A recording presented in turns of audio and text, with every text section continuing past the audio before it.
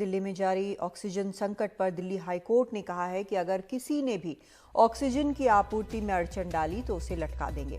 High court ने दिल्ली में oxygen की कमी पर केंद्र से पूछा कि दिल्ली के लिए आवंटित 480 टन ऑक्सीजन कब तक मिलेगी। साथ ही हाईकोर्ट ने कहा कि सभी ऑक्सीजन सप्लायर दिल्ली को सप्लाई से जुड़ी सारी जानकारी देंगे। हाईकोर्ट ने केंद्र और दिल्ली सरकार को मिलकर काम करने को कहा है। साथ ही कहा कि अगर किसी राज्य में जरूरत कम है तो वो ऑक्सीजन दिल्ली को दे दी जाए। आशीष भार्गव हमारे सहयोगी इस वक्त हमारे साथ जुड़ रहे हैं। आशीष, लगातार हाईकोर्ट जो है इस पूरे मसले पर अहम दिशा निर्देश जारी कर रहा है, लेकिन अस्पतालों में अभी भी काफी कमी देखी जा रही है, शायद इसलिए क्योंकि ऑक्सीजन है ही नहीं।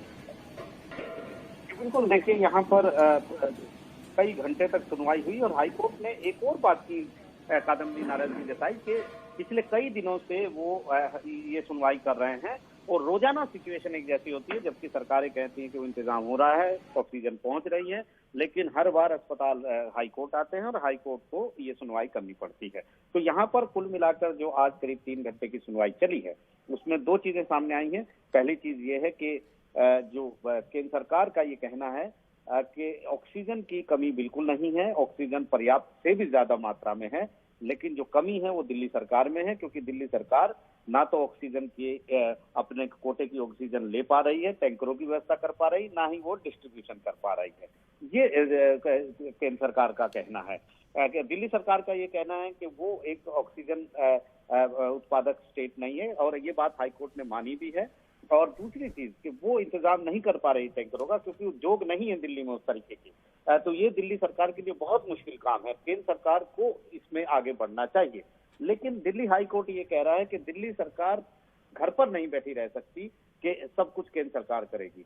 वो कोशिश करे, सप्लाई जो करते हैं उनसे बातचीत करे, टैंकर जो ऑक्सीजन के जो कंटेनर है, क्योंकि अब एक फैसला लिया गया है कि जो भी नाइट्रोजन और ऑर्गन कंटेनर हैं जो सप्लाई होते हैं वो भी ऑक्सीजन सप्लाई में लगेंगे, क्योंकि उद्योगों को बंद कर दिया गया है ऑक्सीजन सप्लाई के लिए। तो ऐसे में दिल्ली सरकार अपनी तरफ से कोशिश करे, जब कोशिश पूरी ना हो तो केंद्र सरकार के पास जाए और केंद्र सरकार और दिल्ली सरकार की मदद करे। तो काफी अहम ये सुनवाई हुई है, लेकिन ये उम्मीद जताई है कि हाईकोर्ट ने कि किसी भी तरह की कोई दिक्कत नहीं होगी।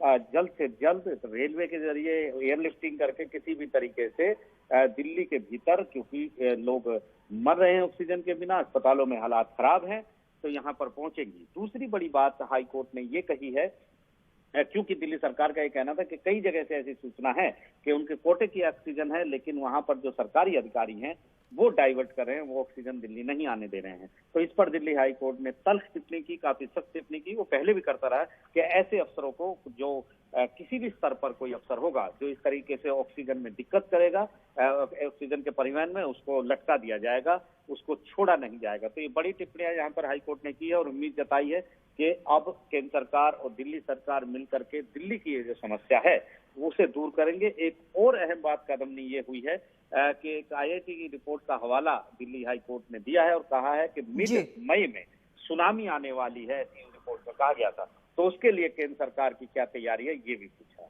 जी, बहुत शुक्रिया आपका आशीष इस पूरी जानकारी के लिए। तो जो सुनवाई चली है, जैसा आशीष बता रहे हैं, उसमें हाईकोर्ट ने बहुत साफ तौर पर कह दिया है कि फौरन ऑक्सीजन चाहिए।